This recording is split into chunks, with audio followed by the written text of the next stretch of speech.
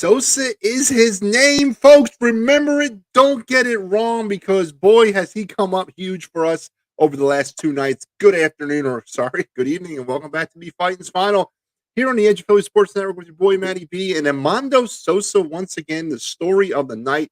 I followed up a performance last night with a hell of another performance tonight. Not only offensively, but maybe making the play tag defensive stop of the season on a play from a strikeout, throw out, double play between him and JT. All those things helped the Phillies tonight to a 4-3 victory over the Miami Marlins, capturing the series over the Marlins, the Phillies' 21st series victory of the season. And it's great to be back here on the Edge of Phillies, or back here on the Phightins Phinal once again with you. And joining me for the, 10th, 12th, 20th time, I guess, Joe. I'm not really sure how many times you've been on this season, but would you please help me welcome from the Patterson Fanatics, but to say the Fight Fanatics, it's too many P's and F's and all that. From the Patterson Fanatics, Mr. Joe Marks. Joe, good evening and welcome back. At this hour, it doesn't matter what the PH part word is. It's a good day. It's a good night when you will celebrate a Phillies win. This is a team that is streaking, hopefully in the right direction going forward. Let's not use the streaking word to describe what's happening. I think they're playing well. They're playing a hell of a lot better than they did last week. They're getting better pitching. Bailey Falter once again earning that role as great savior of the Phillies, as he's like the great stabilizer. He comes in when they need him, and he throws in a very good effort. Does it tonight? I believe the stat that I saw was since April in games Bailey Falter has pitched in, the Phillies are 11-2. That was an unexpected surprise for the season. But streaking, Joe, I'm not ready to say streaking right now. They're doing what they got to do. Offensively, they're still struggling a little bit, but tonight was right. It's a hell of a win. You need these wins. You need them now. And kudos to the Phillies. I don't know if this team 2 years ago wins these games. No. I think once faced with adversity, they got worse, but they seem to be getting better and better and finding out how to bring themselves back from the abyss. So, yeah, I agree with you. I don't think that a year ago, this Phillies team a year ago on the Girardi would have been able to do the things that they've been able to do. And kudos to Rob Thompson for doing what he feels like. I mean, the guy that you just were referring to with Sosa, and this is a guy that Rob Thompson did not have to start. He decided 2 games in a row that he was going to start this guy, whether it's gut, whether it's matchups, whether it's analytics. It doesn't really matter. If it works, you look like a genius. When it doesn't work, you look like a fool. And Rob Thompson looks like a genius because it worked. I would also like to say that I've heard this comparison, and I don't want it to be minimized. But Bailey Falter was compared to Ranger Suarez last year because not many people had a book on Ranger Suarez. And I want to put a disclaimer out there. Bailey Falter played last year. He didn't. This is not his rookie year. This is not his rookie campaign. Yes, he had less time last year, but this is a guy who played, and he's showing at least, if anything, this season he could be a consistent starter. Maybe. Would you consider him a possible rotation guy next year or a spot starter? So I think he deserves a spot on the roster next year, whether that be coming out of the bullpen and say long relief or potentially in a spot starter role. Yes, but has he broken in the rotation right now? I don't know. I mean, there's some free agency issues with Kyle Gibson and Noah Syndergaard that are going to have to be kind of considered next season. Are they going to want to go out and find a number 4? And then you got the Zach Eflin potential. You don't know where you're getting with him and the injuries. So, I mean, I don't know. Is he an option? Yeah, he might be an option, but, I don't know. I don't know if that's what Bailey Falter is. I think he's a spot starter. I think that's what you said it perfectly. A spot starter. Can he burden 25 to 30 starts a game or season? I don't know. But hey, it's a good problem to have, Joe. It really is. Yeah. It's a very good problem to have, especially for the way the bullpen has been kind of shaky over the last couple seasons. But I would definitely be surprised if he was not somewhere on the pitching staff next year Yeah. when the Phillies broke camp and came back to Philadelphia. So, And you but I got don't know. a lot of nice young arms that are going to be possibly coming up Yeah, next year, or at least competing. So, with regards to Gibson and Syndergaard, I mean, we knew Syndergaard was going to be a rental. We knew that Gibson, we were going to get out of him what we were going to get out of him. Now, Zach Eflin's the big question mark, and to be honest, uh, I'm not even entirely sure where he fits here. Just because I don't know if he can stay healthy, and that's sad because he's such a great pitcher, but he just can't stay healthy. And if this team's going to be successful going forward, there has to be consistency in that starting rotation. now I'll even do you one better. And Sean here hits us up with, "Hey, Maddie, what's up? Sosa played a hell of a game. Deserves to play tomorrow. Do you agree?" Absolutely, Sean. You ride the hot hand. Another home run tonight for Armando Sosa. And then, as I said, I think in my estimations, at least from a Philly standpoint, the play of the year candidate with the strikeout, throw him out, double play between him and JT, where he leaps over the runner trying to steal second. I don't know what kind of slide that was. I think that was a, oh my God, I'm going to slide into your knee if I don't like duck and roll. I don't know what that slide was, but whatever it was, Sosa timed it perfectly, came down and applied the tag on top of the runner. Just a hell of a play. And then he follows that up with not only a homer, but also a double, accounting for 3 of the 4 Phillies runs tonight. Just a great night for him. Very So great night. Matt, I'm not gonna let you off the hook a little bit. Why'd you bring that up? Because early on in the season, you had some high criticisms against JT Realmuto. Now, Yeah. I granted a lot of that was more offensive, No, and all of it was offensive. All of yes, it. I've never m- questioned his defensive prowess at all. No, he's my one of the my top guys.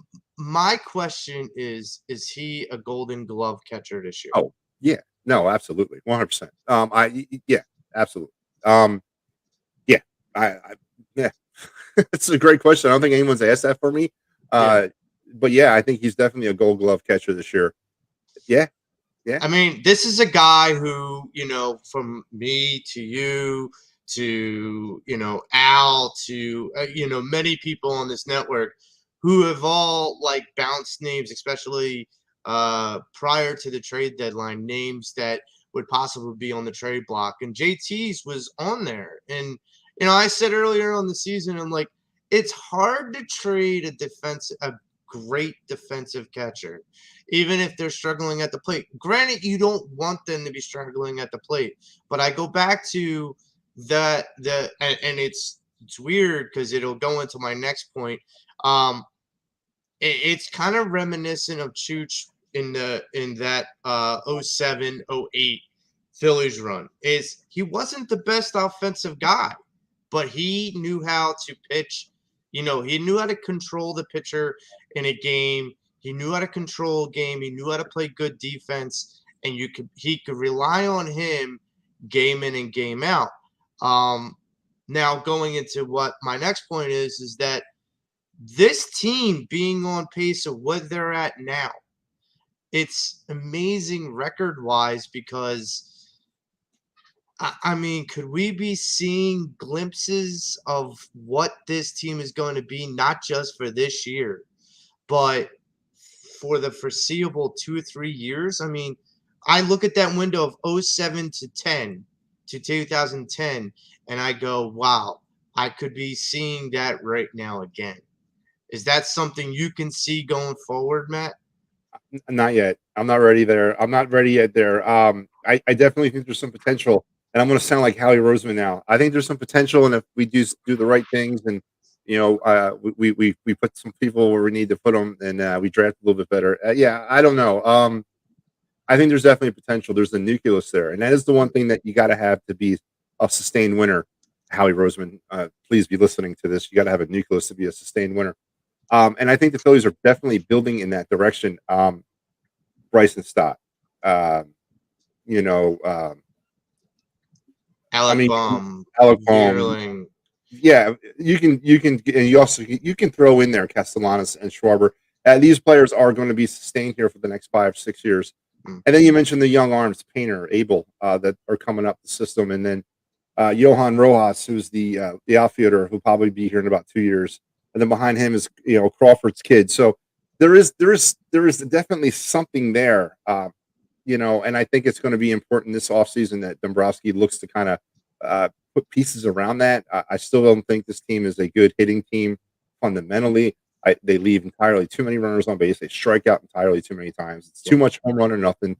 And I think that needs to be balanced out a bit next season. But I do feel what you're saying, though, Joe. I do. But I don't see the Jimmy Rollins or Chase Utley yet on this team. Or, we have about 4 Ryan Howards, but we don't seem to have, in my opinion, yet a Jimmy Rollins or a Chase Utley. Once we find those two, Alec Boehm could be a candidate for one of them. Bryson Stott may potentially be a candidate for the other. But once we get those two players, then absolutely 100%. Yeah. And I mean, I feel like this outfield, and it's astonishing to me, the versatility that Dombrowski and Rob Thompson has done with this outfield. I think we're up to 12 different players playing the outfield for this team in this season. Yeah. So, I mean, being able to get as much consistency, I won't say complete consistency, but as much consistency as you can out of that outfield and those guys that step up. I mean, some are Double Herrera, and then others are like the surprising Matt Vierling. So, that's the difference. There's your scale, so to speak, of those 12 men that came up to play outfield. And having depth on this team, or being versatile to be able to bring a guy up, like to trade to get a guy like Sosa, or bring up a guy like Derek Hall in a pinch. These are moments within a roster, within an organization that's going to carry this team to bigger heights. And honestly, I mean, I was at 86 wins in the beginning of the season, and now I'm looking down the pipe at 90. And I mean, that's astonishing to me. Yeah.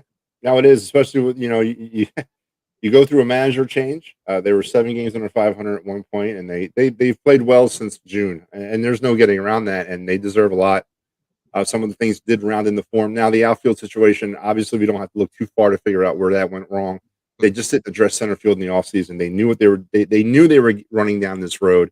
I think they thought the same thing we thought, was that the left field and right field pieces, and then Schwarber would be the counteractive of this, and it wouldn't matter who was playing in center field. Obviously, it has not worked out that way yet, but yeah, and I think that Brosky will address center field, and I think Brandon Marsh is that address. I think he's going to be the center fielder for the next 3 or 4 years, and I'm okay with that.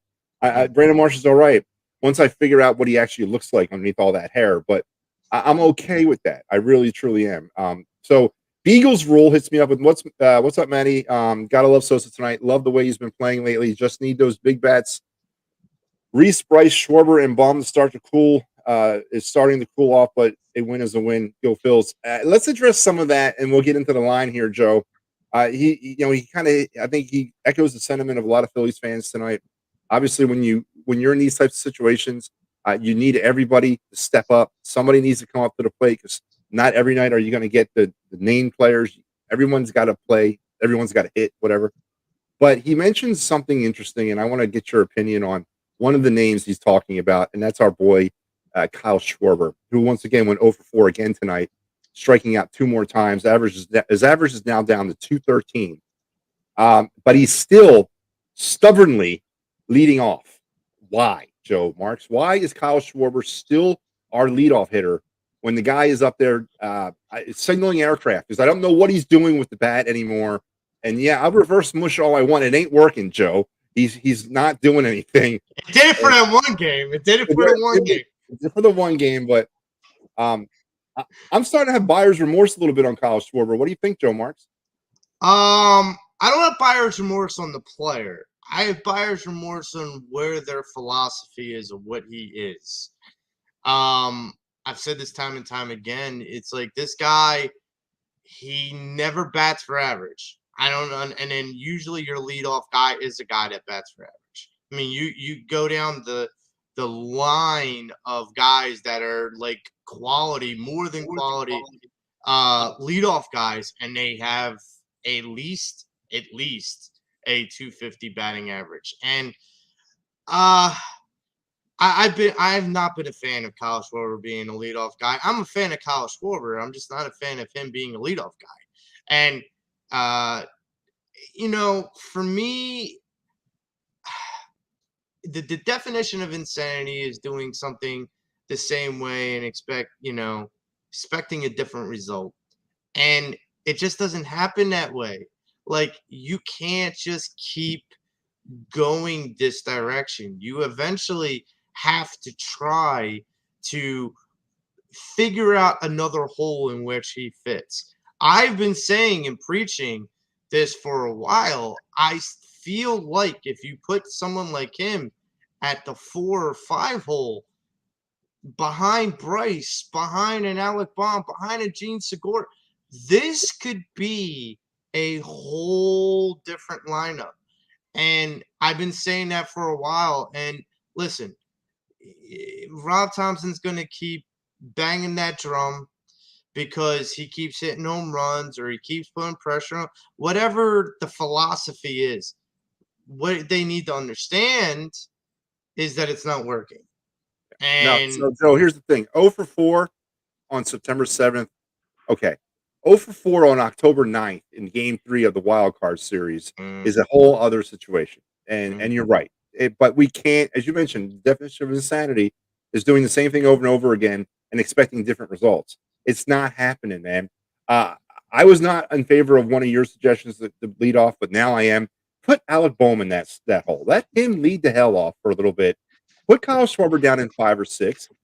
This would be the perfect time to do that against the Nationals or Marlins and Nationals. Give it a shot. Give it a shot. You got Gene at 2, who gives you a consistent at bat, patient. Bryce at 3. At Bryce at 3, and then you can shuffle around Reese, and Costa. Yeah, and you could shuffle them around to see where they best fit. Because at the bottom of the lineup, you're always going to be shuffling them around anyhow because of days off and whatnot. So this is a perspective, and let's not forget we're mentioning Reese and Castellanos and Schwarber in that 4, 5, and 6. Don't forget there's JT Realmuto, and regardless of his offensive woes, that's still a pretty powerful bat at the bottom of your bottom third of your lineup. And if you're able to push that guy down into that puts a lot of pressure on an opposing pitcher. And I have to say, you can even throw in that 4, 5, and 6 spot a Bryson Stott, just to kind of put another man on base, because Bryce isn't he's not knocking the ball out of the ballpark. He's struggling yet. He's struggling, yeah. But my feeling is this is a guy that, given enough time, seeing enough pitches, he's going to start to rear that offensive head towards those opponents. And that's going to be enticing, especially if it comes around during October. Yeah. Because this team, if this team goes as hot as I think it can, this is going to be a lethal team to face, especially in the wild card round, because it's a shortened series. I do want to touch on what you think about the Zach Wheeler injury and the pretenses of extending his stay on the IL. Well, let's get to that. But Robert here hits us up with number 10 as the best defensive catcher in baseball. Robert, you definitely have an argument there. You're not going to get much of an argument from me. He definitely is. And as you mentioned, Joe, very Carlos Ruiz-like in his defensive mannership, the way he runs the staff. Now, there's been some grumblings that he's had some issues with the staff, but I don't necessarily see that at any point this year. Unfortunately, we're not paying him Carlos Ruiz money. That's where the JT thing kind of takes off down a different road. But to his credit, he has answered the bell and he has been batting a lot more consistently since around the All-Star break. So I will give him that. I've kind of gotten off JT's back a lot. But let's get to the line, Joe. We have a lot to talk about here, but let's talk about the game. The Phillies or the Marlins, I should say, finished with 3 runs and 10 hits. Phillies 4 runs, 8 hits, no errors for anybody. It's another good effort, clean defense. I've always liked to see that. How it all went down, the Marlins got on the board first. Joey Wendell with fielder's choice in Charles LeBlanc to give the Marlins a 1-0 lead in the first inning. And then in the third, Edmundo Sosa with his second home run in 2 nights, a 2-run shot knocking in Matt Vierling to make it 2-1 Phillies. Then Gene Segura would follow that up an inning later in the bottom of the fourth with a home run to deep left right off the foul pole to make it 3-1. That left field foul poles are getting a lot of work the last couple of nights. Top of the fifth, Charles LeBlanc would knock in Brian De La Cruz to make it 3-2 Phillies. And then Sosa would double in Matt Vierling to make it 4-2 in the seventh. Jacob Stallings would make it interesting in the ninth, but he would homer to make it 4-3. But that is it. The Phillies would able to kind of hold them down and get the 4-3 win. Individually, offensively, as I mentioned, Kyle Schwarber, another lackluster night in the leadoff hole, 0 for 4 with 2 strikeouts, left on base 2 times, or he left 2 runners on base, and his average now slips to 213 on the year. Rhys Hoskins 1 for 4, Alec Bohm 1 for 4, Bryce Harper 0 for 3, JT 0 for 4, Gene Segura 1 for 3 with the RBI and the home run, Matt Vierling 2 for 3 with 2 runs, Brandon Marsh 0 for 3, and then my offensive player of the night, once again for the second straight night, Mr. Armando Sosa. He went 3 for 3 with a run, 3 RBIs in that home run for the Marlins. LeBlanc 2 for 4 with an RBI. Wendell 0 for 3 with an RBI. Stallings was, as I mentioned, 2 for 4 with the run, and he had that home run there in the ninth. And that was pretty much it offensively. Pitching wise, Bailey Falter gets the win. He is now 4-3. He went 5 1/3. 7 hits, 2 runs, both of them were earned, no walks and 3 strikeouts. Bilotti, Alvarado would come in and keep things close, and Brogdon, even though he kind of had a rocky ninth, gets to save his second of the year. For the Marlins, Trevor Rogers suffers the loss. He's now 4-11. He went 6, gave up 5 hits, 3 runs, all of them were earned. Did strike out 8 and gave up 2 homers. And Huascar Bazadonian pitched 2 innings in relief. Bravo. 3 hits, gave up an earned run, and that's how you have it. 4-3 Phillies. Phillies now on the season, improved to 75-61.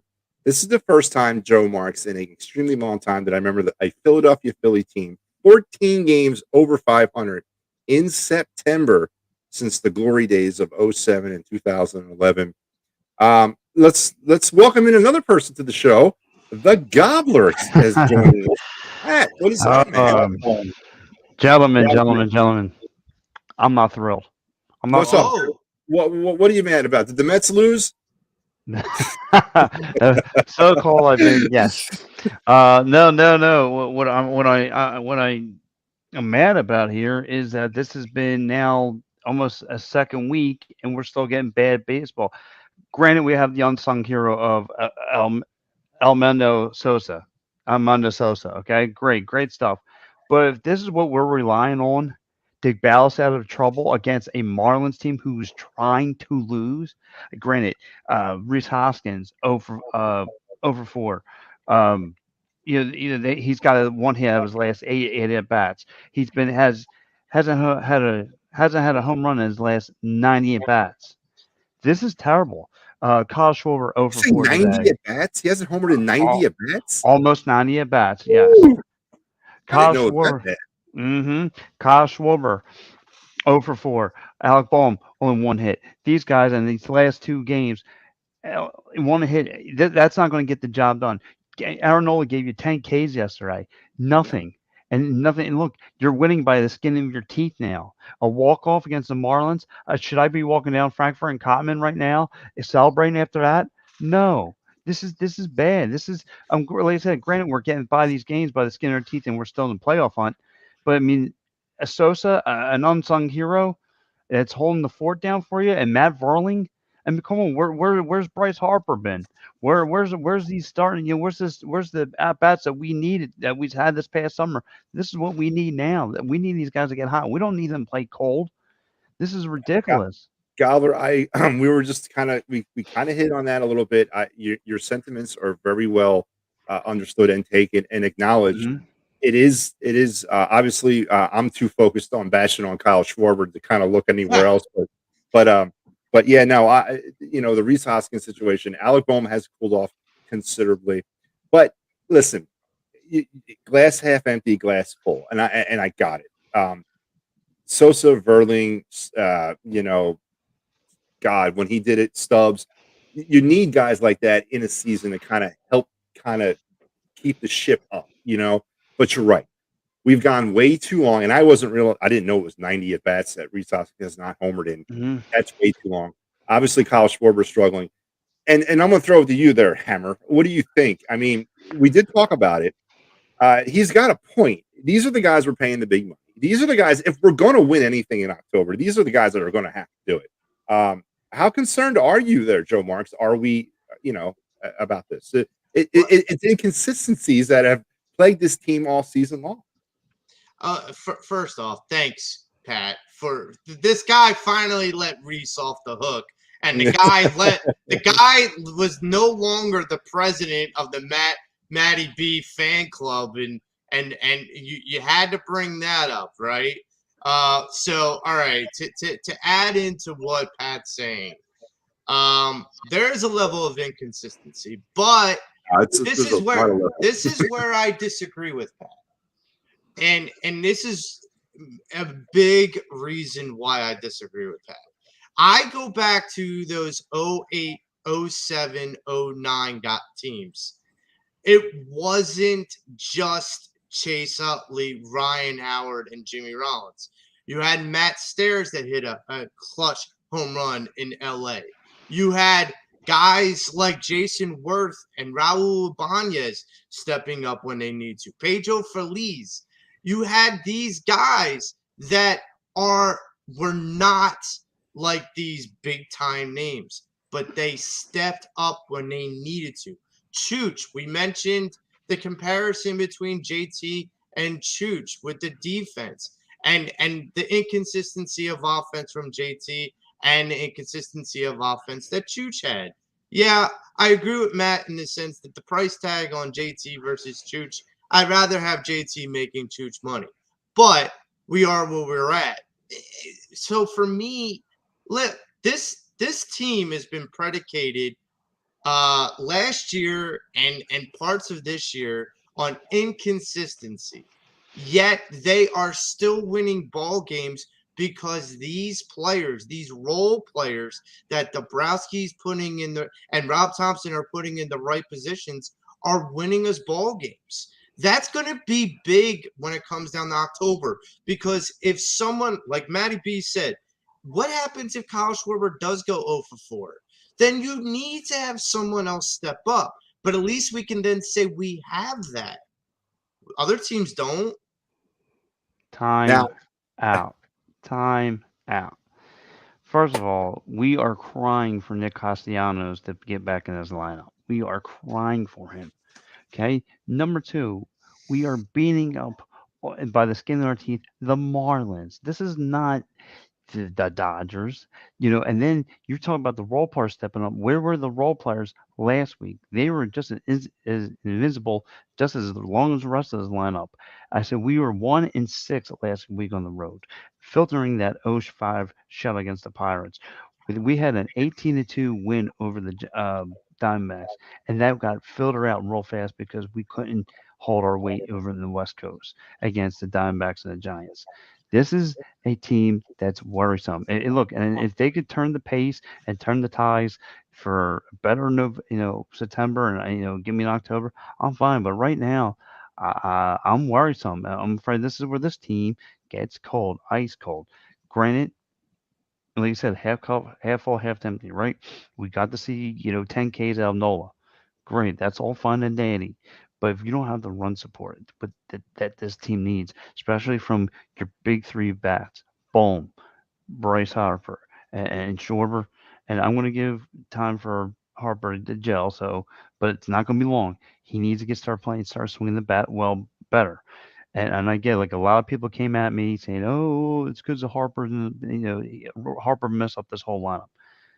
Not the case at all. You can't say no to an MVP caliber player. You have to plug and play him immediately.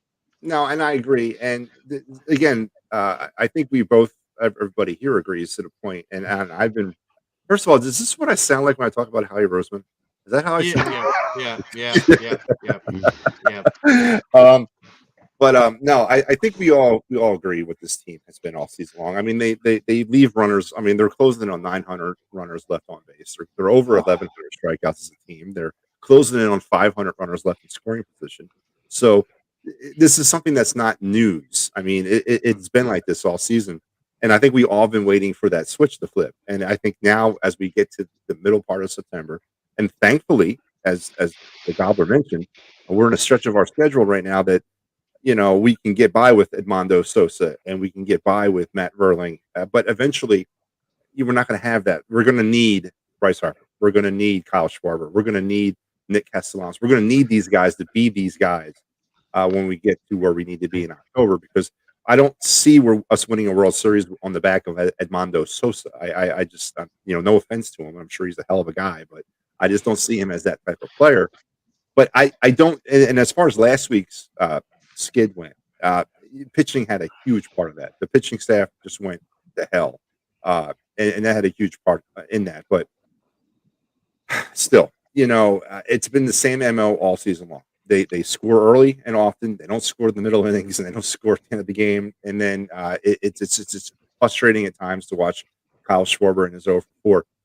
There's a lot of questions here in the comment section, guys. Let me get to some of them. Robert says they're not a playoff winning team. They're way too inconsistent. Kind of falling in with what we're talking about here. Trey Turner at shortstop. He wants to come here. Walter, I've been on that all damn season long. Trey Turner would be a hell of an acquisition. Finally, our leadoff hitter. And now Beagles rule. I'm going to get to this question here because it kind of lays in what we're talking about. He's got a question. He wants to know what our lineups would be, what our individual lineups would be for the Phillies at this point in time, taking into consideration that Nick Castellanos is hurt. But what would you guys, and I want to hear all from both of you, and I want to give you mine. What are your nine? What is your starting nine? What is your what is your 1 through 9 batting order right now if you were Rob Thompson in the Phillies? Go, and I'll start with the Golliver. Go ahead. Okay, so if I'm looking at 1 through 9 right now, I'm gonna go Bohm. Bohm's my leadoff man. I'm gonna go Bohm. He's been struggling, but right now, Bohm. I'm gonna go Bohm. I would go. You give me Verling would be second. You um, give me JT for 3. You give me Reese at 4. Harper at 5. 6. You can and then that's where you start filtering in. I'm sorry. I'm gonna go one Bohm, 2. Give me Verling, 3. Give me Harper, 4. Give me Schwarber, 5. Give me Hoskins, 6. Give me Remuto, 7. Give me um, Stott or somebody like that. And then you give me filling the rest of the bench right from there. Joe? That's where I would go. I thought you had a heart attack or a stroke, Gobbler. I was like, wait a minute, you're moving Bryce out of the 3-hole? I'm like, okay. I mean, I was going to have to check you for, a breathalyzer or something. Hey, listen, pull my And, all right. yeah, it's okay. I'm like, you moved Harper to 5. I'm like, whoa. My lineup would be Baum, Segura, Harper, Reese, Schwarber, JT, Vierling, Marsh. No, I'm sorry. It would after Hoskins in the 5-hole, it would be Stott, Schwarber, JT, Vierling, and whoever else is left, Marsh or whatever. But that would be my lineup because I feel like between 1 and at least 6, you should have at least somebody on base. But every time that rotation comes up, you should at least have at least one person on base. Yeah, and I'm gonna go a similar lineup. I too am gonna lead off with Bohm, and I'm gonna have Segura batting second, Harper third. Uh, four. You know what? I kind of thought about that. I'm gonna give JT a shot of four. All right, I'm gonna give JT a shot of four, That's and then reasonable. I'm gonna put in. I'm gonna put Reese at five, Schwarber at six, Stott at seven, and then hmm, who am I missing? Marsh at nine, and who would be eight? What the hell am I missing? Veerling. Veerling. Oh yeah, Veerling would be So Veerling and Marsh would be my bottom 8 and 9. So I think we're all on the same page somewhat. Uh, and obviously, when Castellanos returns, it it kind of it changes things. I would actually move. I don't Hey, know. we're I going. think I'd get Nicky Bats at 7 when he comes back, and yeah, I think I put him at 7 and started 8, March 9. What do you think Yeah. about that when Castellanos? If Castellanos comes back full healthy, he's going to be my. They're going to be my 1-2 punch. Him and Ogbohm. They're the best two hitters on the team, and they're ranked 16th and 17th in the league. I got to put them with my 1-2 punch. Guys, Okay, I well, know the you're going to bottom get on line, I base. think we agree that no one's saying Kyle Schwarber leading off anymore. And that's what I think Yeah, has been so and none frustrating of right us, now. none of us They're put not doing Sosa, anything. and none of us put Sosa in the lineup. No. Oh, Serdar's back. He says the Mets are back to Oh, their winning ways, 5-1. Yes, they are, Serdar. But you know what? Here's something that's interesting, and I definitely appreciate you chiming in, man. But where the hell were you when things went wrong? I'm here every night, win, lose, or shine, brother. And you decide to come pop in and out when it kind of suits you. So until you can work that out about yourself, man, I think you kind of need to and by the way, This is why Mets fans are like Cowboys fans, because and Gobbler, I had an issue with one of your co-hosts, but I'll get to that in a minute. But this is why Mets fans are like Cowboys fans, is that when they're doing well, they all come out of the woodwork and make us know it. When they're all doing bad, crickets. Yep. And he says what the Braves are doing is instantly or insanely unsustainable. What's that? Winning? I mean, they will crash and burn sooner rather than later. Serdar, you know your days are numbered as the first place team in that division. They're the World Series champs. The Braves are the champs. So until it's an old wrestling term, old wrestling adage. To be the man, you have to beat the man. Okay. Yeah. woo. No, I agree, and I called the well, I think everybody called the Mets collapse for pretty much the rest of the season, and that it has happened. Unfortunately, the Phillies were unable to take advantage of it up to this point so far, but I know Philly Nation is pulling for the Mets to win the division because come on, man, dude, again, come at me when they're losing. All right, Serdar, come in here when the Mets are losing. Like I have to come in here when the Phillies are losing because you know what? My colors don't run, man. Never run. All right. I am red and white pinstripes to the day I die, win or lose, man. Until you can figure that out, keep that crap out of here, Serdar. Come on, man. Come out with something better.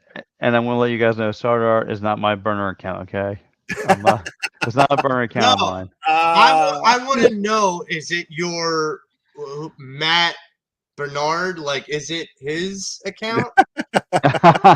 Because he came at my Irish on Devereaux Sports. Yes. And that's not going to stand, Mr. Bernard. That's not going to stand because my Irish are nowhere near the Cowboy fans because at least we're relevant.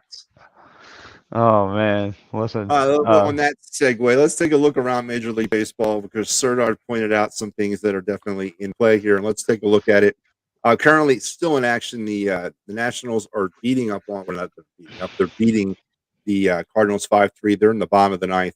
Arizona and San Diego are out there in San Diego. It's gone to the top of the seventh. Padres are leading 5-3. The Mets took 2 today from the Pirates, 5-1 and 10-0. So effectively have kind of moved themselves back in the first place. The Braves did beat the A's today 7-3. The Rockies defeated the Brewers 8-4. And that's pretty much everything that really pertains to the Phillies. So where things are kind of right now is the Phillies are still 11 games out of first place. The Mets are back in first place by about a half a game. We, as I said, the Padres and the Diamondbacks are still playing each other right now. So, things are kind of still the same. We may move up a game on the Padres.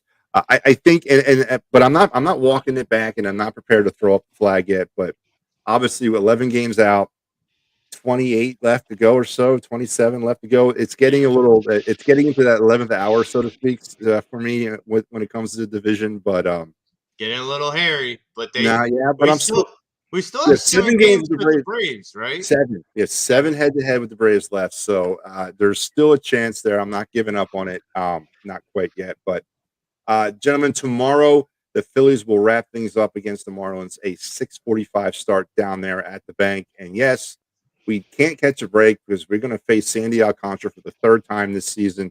The Marlins will go with him as 12-7, 2.36 ERA, and we'll be sending Kyle Gibson and his 9-6, 4.48 ERA as the Phillies look for the sweep. As I mentioned, the Phillies won the series already. That's their 21st series victory of the season. They have already defeated the Marlins in the season series. But how important, guys, for you tomorrow is it for the Phillies to get a sweep over the Marlins? Are you okay with 2 out of 3? Where do you guys stand on that? I look, 2 or 3 is okay, but it's most important to get a sweep. Most important, you got to keep your head and shoulders. You need to be head and shoulders over the Padres. You got to, better things, better. Just just take care of business. Yeah, head and shoulders. Got to be better. I feel like every game has to be a winning It really does. mentality because every game right now is magnified more and more because as that magic number gets closer to the end of the season, if you're not taking, I mean, even John Crux said it, they have to treat every game from here on out like game 7 of a playoff game.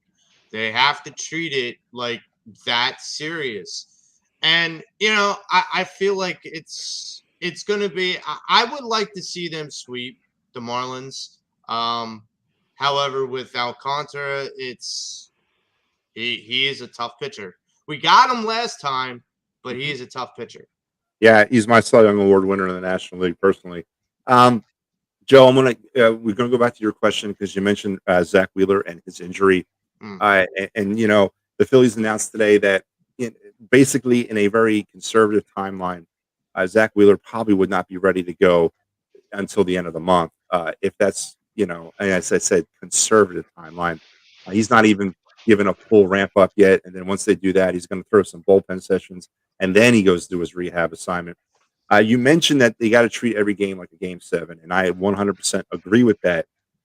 But here we are with our ace. Is it more feasible to let the ace sit till October when we really, really, really need him? Or do we try to rush him, not necessarily rush him back, or do we play games like that and try to get him into this playoff race? The same can be said about Zach Eflin. The same thing can be said about Castellanos. I mean, do we pedal to the metal with these guys, or do we wait and see and take the cautious because October is the prize? What do you guys think? You want to go, Joe, or you want me to take this? I'll take this real quick. So Mm-hmm. I like the fact that we're kind of holding the big horse at bay until October, especially if he can start game 1 and we can set up him primarily for game 1. It's reminiscent to this situation is the David Price in Tampa Bay when David Price was David Price. Um, so having a guy like Wheeler come back and be that centerpiece of your rotation for 3 guys, because if they when they get into a wild card, and I really am firm believer that it's not if, it's when they get into that wild card, it's going to be a shortened series, so they need to have that first game. And in order to do that, you need to be able to set up your workhorse in that first game. And they will have the opportunity to do that if his conservative rehab takes him towards the end of the month. My, my, Gobbler? my, yeah, my take on this is that you get Eflin back Friday. Well, he'll start rehabbing Friday. You got to hope that he is what he was. He's been back. I know he's another guy who's very inconsistent at the mount. Um, but we got to just be optimistic and hope we get his best game. And like was Joe saying, I'm alluding with Joe saying that you can hopefully hope these guys can hold the fort down until October baseball, and then hopefully we get him at 100, and then where he can come in and play against whoever our opponents at the time to give you his very best.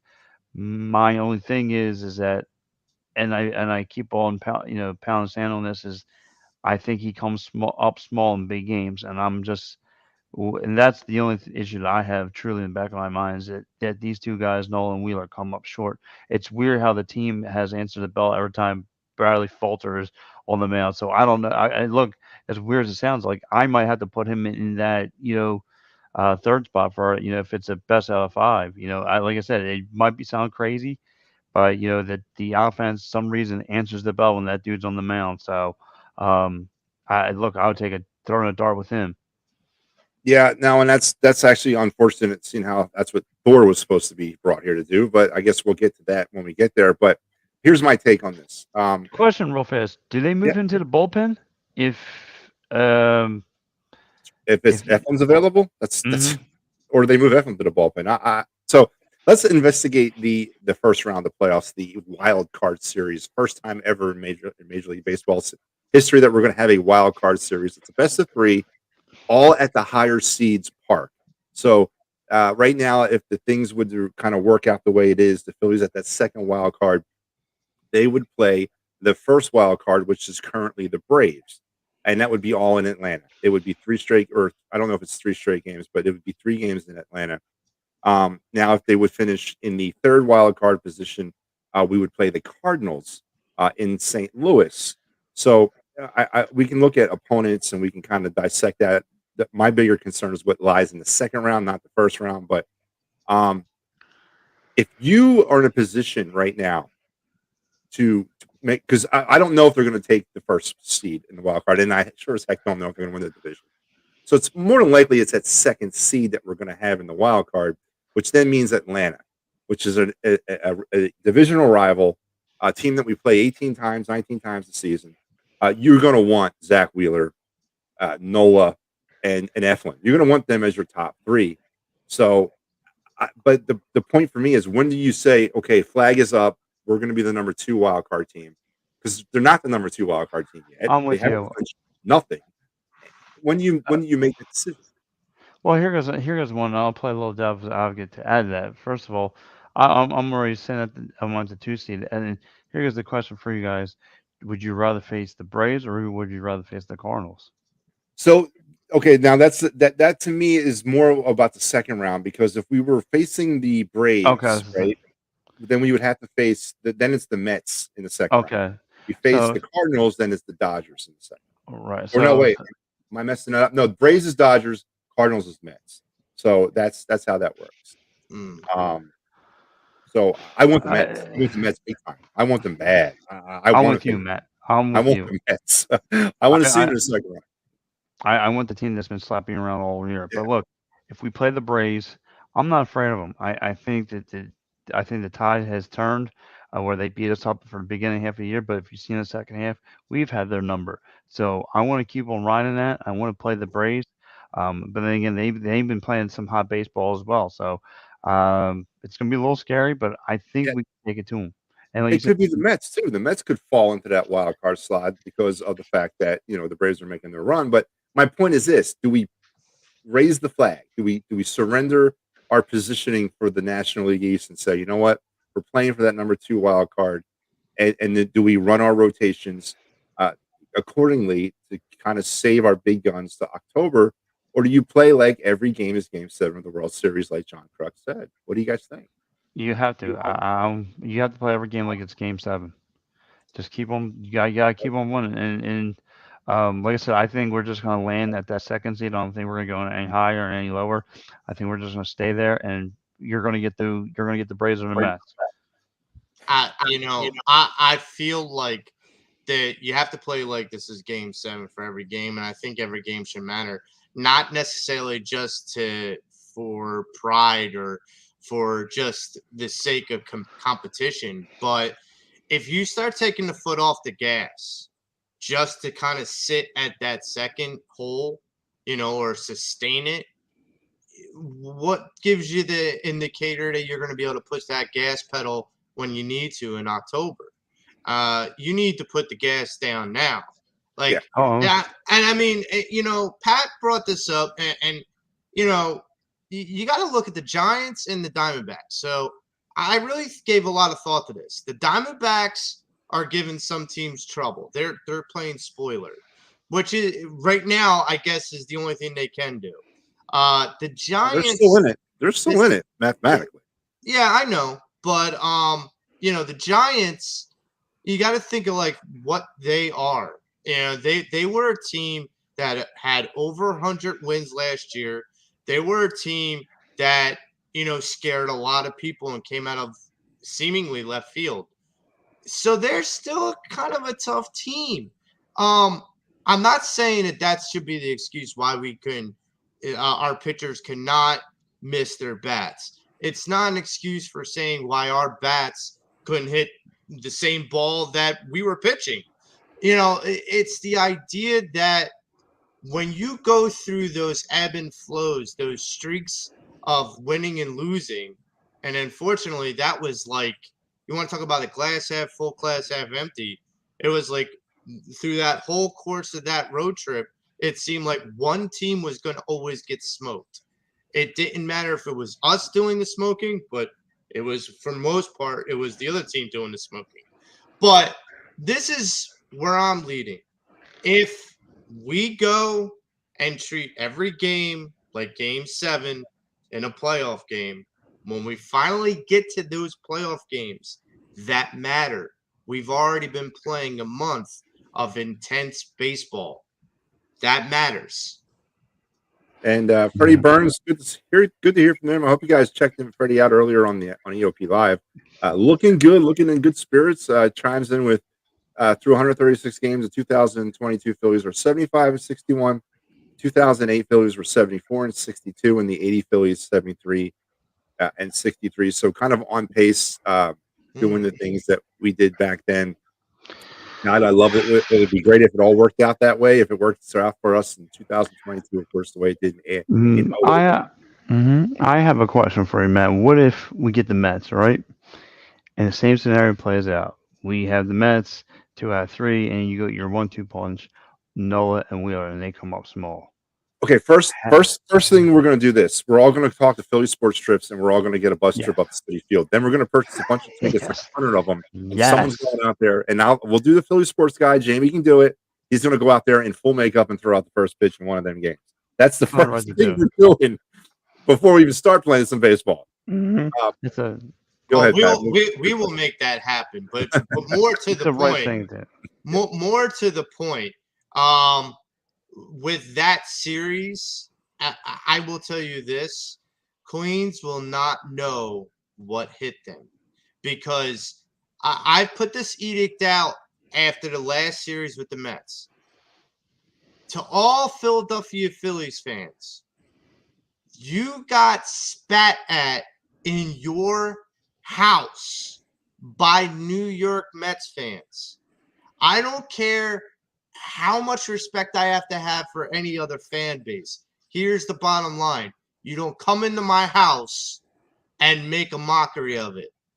That's just not going to happen. So guess what I'm going to do? I'm going to come to your house and do the same thing you did to my house. I'm going to leave your house in shambles, because it's not going to be a Subway Series. Folks, the Yankees might not even make it to the World Series. The Mets are going to Met. This may not have either of the New York teams. Neither of them may be in the World Series. So let's just slow our roll, Mr. Bernard, with the Subway Series, World Series prediction. So, Pat, what was your question about the pitching? We got way off. Yeah, Joe just took this train and he just derailed it. Because that burns my ass too. What happened last time? Yes. It burns my ass. It really does. But my question is, like, what if we get in the series? It's us versus the Mets, and Nola and Wheeler come up small in the series. We are really, this is where we depend on them. And they, like you said, we've seen the record is 0-9. What if they go 0-10 in Yeah. postseason against the Mets. You asking what we doing for like the game What we, 3, or we what we doing? what's the all season? Are we shipping Series these is two over. guys out? I mean, Yeah, I think you're stuck with Wheeler. I think you're kind of stuck with that contract, but obviously you're gonna maybe look to package I don't know, package a Reese Hoskins, Aaron Nola deal, maybe a blockbuster. I don't know. That's a question. That's a great question, and I don't know the answer. Um, Aaron Nola is what Aaron Nola is. He's never been he was billed an ace. We thought he was an ace. He's not an ace. He's a 2, and maybe even a 3 on some staffs. And some staffs he is a 1 because they don't have any talent. But he's a 2 or a 3 in my mind. And it was nice to see him pitch the other night. It really was the way he did with kind of putting some of that September stuff the rest at least for one night. He pitched well. I mean, But I'm not entirely sure if I put him at 2. I mean, I don't know if I put him at 3, 2 for sure, because I don't know many 300 hole pitchers in that 3-hole rotation that do 200 strikeouts in a year. And yeah, that's tough. I yeah. totally agree with Freddie Burns here. Totally agree.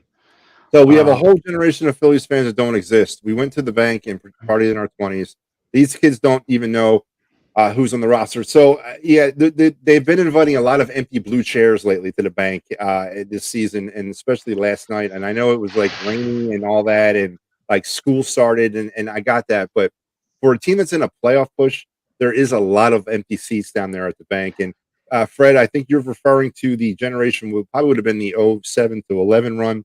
I'll take it one better. I was going down to the vet in '93 when that year it was just a party every night. The place was packed every night, and you try to sell out the vet consistently. When it's like 70 some thousand plus seats in there, but they were doing it in '93 as soon as when it kind of caught on, and we knew there was something special about that year. But I feel you. What do you guys feel about that? He's right on about that. no, and first of all, I'm with Freddie Burns. It aggravates me because really on this team, other than Harper, who's really there to market? I mean, really, like, I mean, they haven't done anything. There should be hype around Alec Bohm, and there should be hype around Castellanos and Schwarber and those guys. But I don't think that the fans in the city, let alone, know who these people are. I mean, everyone knew, and winning does help it. Become feeling, people got to know. Everyone know what Ryan Howard was doing back in '07. He was, setting breaking records. Cole Hamels was this up and coming kid. It was, red hot. Chase Utley, Reese, and Jimmy Rollins, like that was a core group of guys that you want to see on a consistent basis. And then you had these utility players who had swag, who had personality. The Jason Worth, the Chooches, during that era, the Banezes. You had some great, you had a great run. This has got to be that train that gets on the track right now. It's always going to be bird talk until they fall apart, and then people start looking elsewhere. Um, right now, look, I'm just looking as a 4-for-4 perspective. The big names in this city is always going to be Hurts, Embiid, um, Harper but that's where it's at. And for the Phillies to get people's eyes and attention, they got to collect the wins. They got to keep on winning, and they got to start marketing these people. Yeah. So here's my 2011 rally towel that I still have. Wow. So where are these at? I mean, no one's passing them out at Citizen Bank Park right now. You hit it on the head, man. Baseball is a sport right now in this country that is not instant gratification, so it doesn't really appeal to many kids or people under the age of 35, and No, that's just the reality of it. And they got to figure out how to make it appealing, and that's through marketing, and that's getting people's names out there and doing something to make it. And yeah, winning goes a long way too. They're not going to come back until they start winning consistently. I'm telling you, I think the playoffs are going to do a lot for this team heading into and 23. I really And do. that's another thing. If, like I said, I know I'm looking at things from a negative standpoint, and like I said, I have questions. But what if Reese has a horrible outing in the postseason? Is it we let him go because he's just got his feet wet in the postseason, or are we going to be like, damn man, we should let this guy go back in the summer when we had a chance to get rid of him? You know what I mean? So, like I said, a couple of those questions stand out to me. Well, Yeah, look, no, yeah. for me, Reese. I've said this before. Reese may not be here at the end of this upcoming offseason. Big L. We may not see him come next year in a Phillies uniform, I'm a firm believer that that could happen. No, he better But not be good this year. He's but I mean, but my feeling is to get back to Freddie Burns's comment. So '08. I kind of look at. I mean, because you brought up Maddie that it was like raining and all that. That's an excuse. Because '08 and that '08 run, part one of Game 5 of the World Series. It yeah. was monsooning Oh, that place in was South fantastic. Philly, Yeah, it was sold out. And Yeah.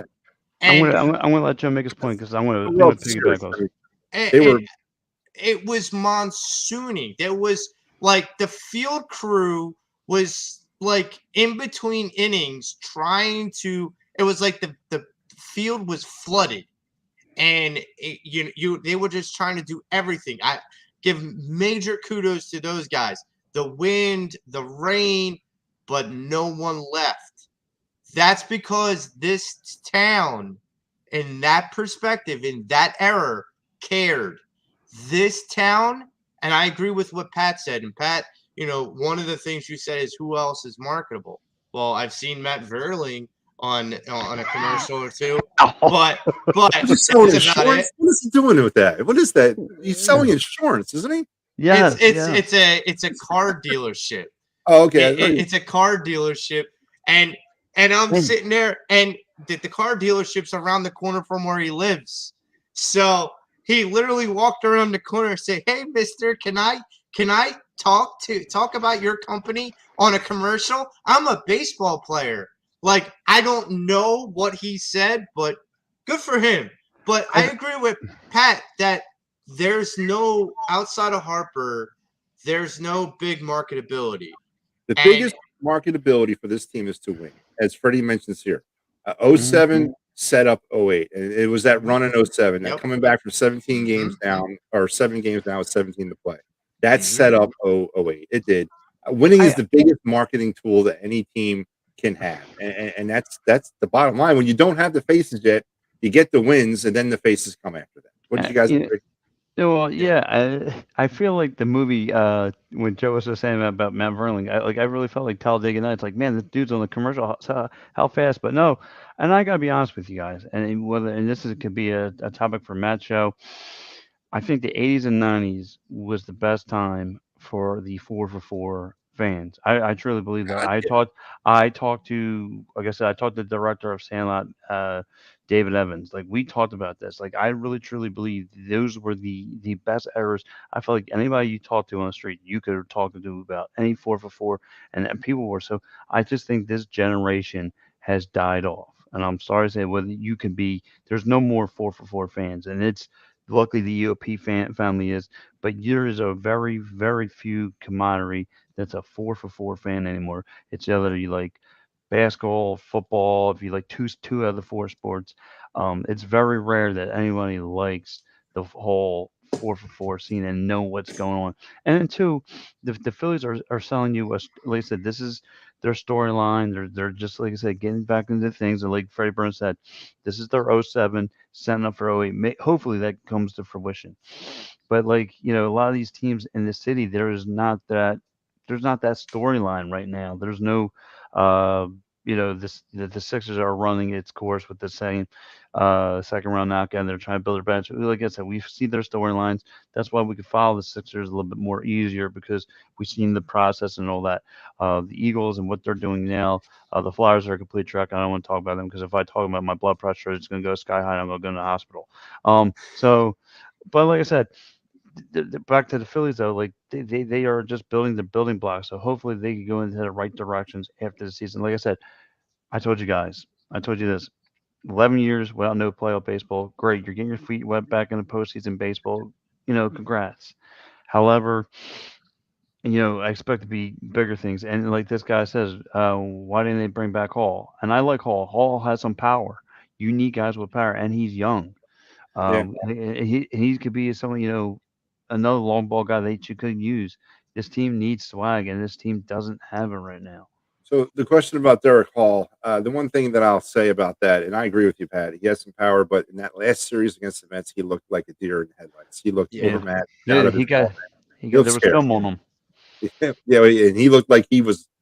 I don't want to be up here right now. Please, God, let me make contact with this ball. I just don't think there was much swag in that last Met series that he was involved. He reminded me of the guy, Bumgarner or whatever it was from Rookie of the Year. Rowan Gardner. Rowan Gardner. Yeah. When he actually has to step up to the plate and try and hit the ball, he's like, "You want me to do what now?" and like the pitcher's like looking like John Kruk when back in the 90s Yes, on Randy the mound. Johnson? Yeah, and I'm like, whoa. He's like, I don't want to do this. And so Derek Hall felt like that. Like he's like, I don't want to do this, guys. Like I'm just here to play the bad teams. Like, didn't you guys get the memo? So here, but the other reason why I feel like to answer the comment, the reason why I feel like Derek Hall didn't get called up, not just because of that, but because I think Dabrowski wants to see what he has in the farm, and because you don't know what assets are viable to keep and what ones aren't, and he's also he's trying to build this team, but he's also trying to build the organization. And that's something that this team and that this organization has lacked for a while. I mean, we go back and we talk about the 08 and 07 and 09, and then look what the drop off happened come 2011.